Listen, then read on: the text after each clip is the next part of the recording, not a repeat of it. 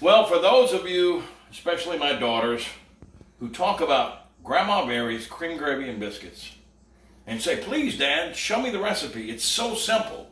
And I'm going to share it with everyone today. All you need for this gravy, and this is Depression food, so remember, this is gravy that they ate during the Great Depression. You need 1 stick of butter, flour, condensed milk, sugar, biscuits, obviously. They made theirs fresh from scratch, but we're going to cheat and use the store-bought, and salt and pepper. And that's all you need for this gravy.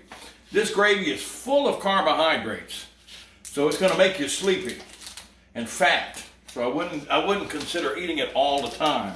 It's what we call comfort food. Gives you that itis, if you know what I mean. So we're going to start with 1 stick of butter in a cast iron skillet. I will melt this, and once it's melted, we'll come back to pick up from there. We're preheating the oven for our biscuits. It's good to do that because this gravy will get fixed pretty quickly. So once this butter melts, we'll come back and show you the rest. Now that our butter is almost melted, as you can see, Paula Deen would love this recipe, y'all, because it's got lots of butter, a whole stick of butter melted. You want to melt that butter in a cast iron skillet. That's the best preferred method. And once you get the butter melted, you want to then add 1/2 cup of flour. Just 1/2 cup of flour. And then you want to turn it down on medium. You don't want to brown it too fast. So I go to about medium heat, and I stir this flour in with the butter.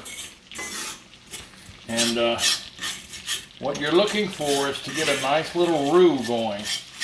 And if you turn it down on a medium heat and stir it in good, get it all mixed in good, it'll take about 5 or 10 minutes because you want to brown it slowly. See how it's like a golden yellow? Well, that's going to change. You want to just get it to a nice brown, reddish, almost a reddish brown roux.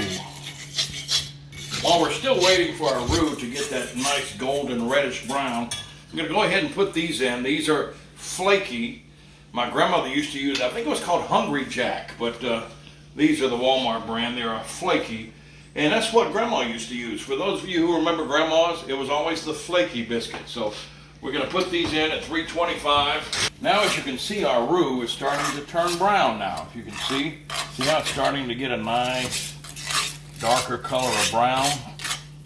We're going to keep that a little while. It's still not quite where we want it, but if you'll watch, once it starts to turn, it'll change colors pretty rapidly. I'm going to show you the preferred color that you want to get the desired taste. The browning of this roux in a slower process is going to give it a distinct flavor, in my opinion. It's been historically, I've found that if you brown it too quick, it gives it a burnt flavor. Browning it slowly on medium or medium-high heat, so that you don't want it to stick. You just want it to move like that in that cast iron. It's not sticking. As you can see now, it's starting to get even darker. You see how it's starting to get darker around the edges? You want to get it pretty good and dark because you're going to add a lot of milk here in a minute. And you want to give it that nice... Your finished product is going to be about that color, which is going to require you to get this a little darker.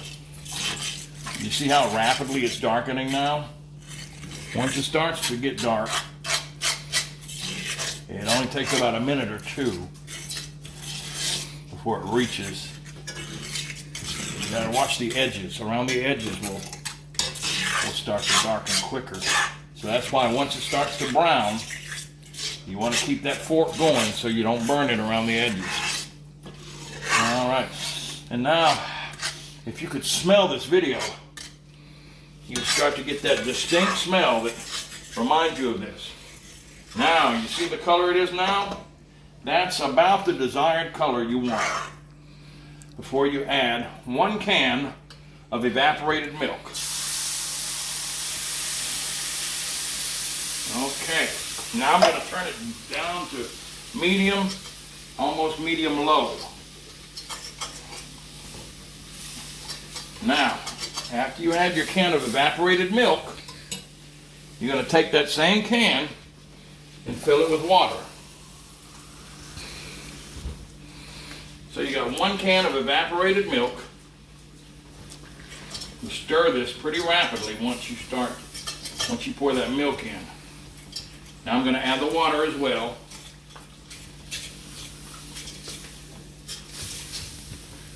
All right, and you need to constantly stir it. When you add that milk and water, you want to constantly keep moving it around.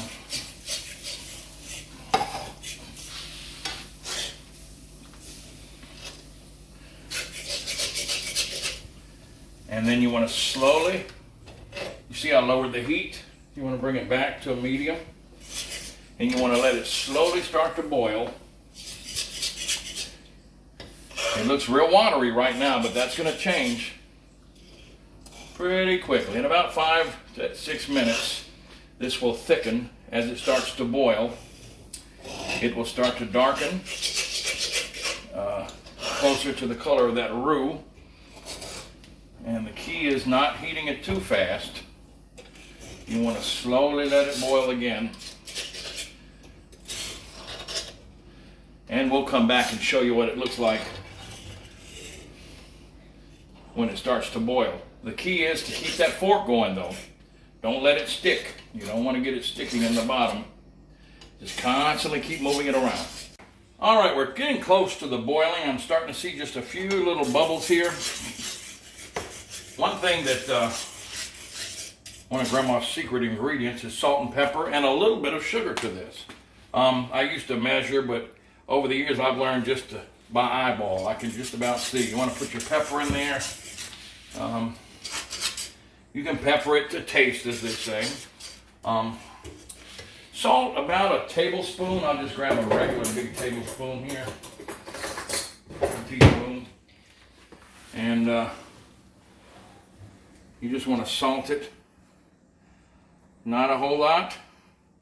And you can also salt it again to taste. I would rather not have too much salt than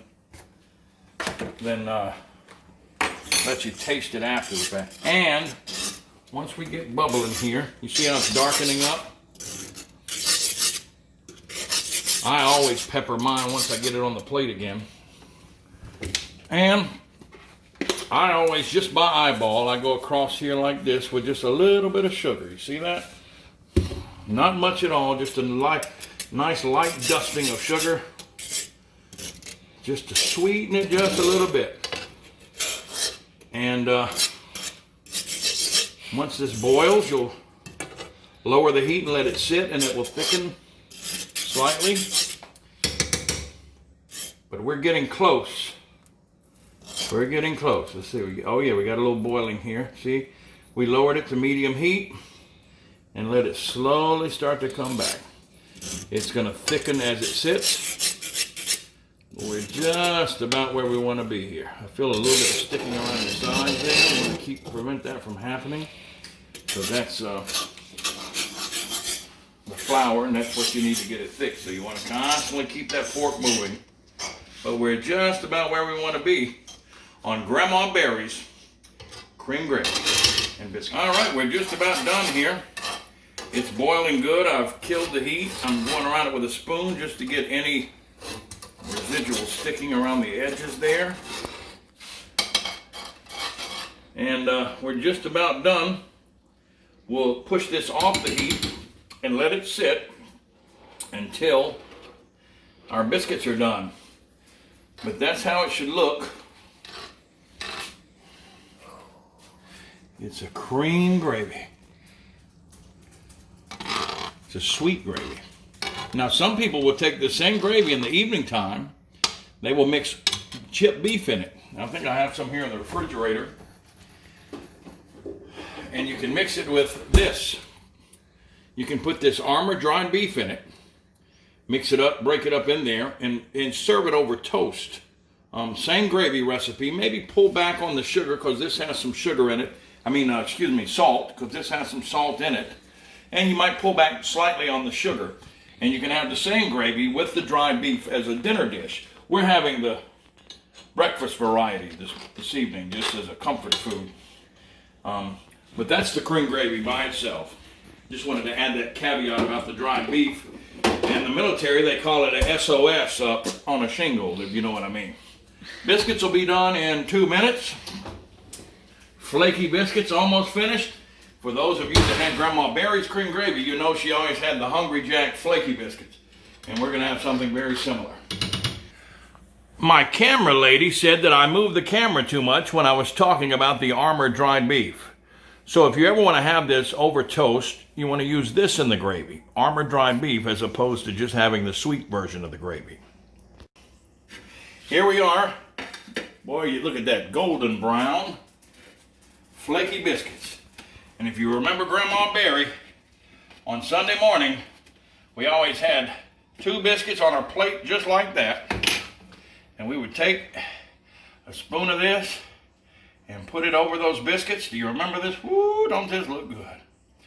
Now when you're smaller, they would break your biscuit up into little pieces. I still do that now, but this is the way we used to do it on Sunday morning. And then we would take and give it just a little extra pepper on each biscuit. I like a little extra on mine. And that, see the steam coming off of that? Hold on. Now this is going to take you back down memory lane right here. All right, Grandma Barry's cream gravy. It'll burn the hair off your tongue, so be careful. Grandma Barry's. Woo!